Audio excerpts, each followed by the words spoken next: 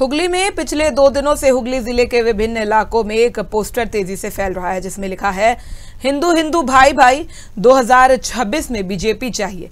ये पोस्टर स्थानीय लोगों के बीच चर्चा का विषय बन गया है। लोगों का कहना है कि इसे देखकर ऐसा लग रहा है जैसे ये ममता बनर्जी का राज्य नहीं बल्कि उत्तर प्रदेश का योगी आदित्यनाथ का राज्य हो।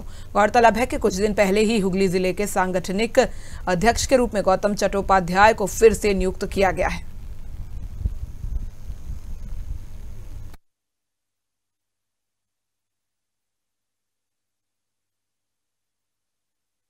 পশ্চিম বাংলায় জেহাদিদের উৎপাত জেহারে মাথাচাড়া দিয়েছে।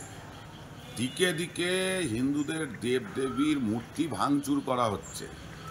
একের পর এক দেখছি আমরা রোহিঙ্গারা এখানে এসে বসতি স্থাপন করে ফেলছে, আর সেগুলো সম্পূর্ণ হচ্ছে এই তৃণমূল দ্বারা।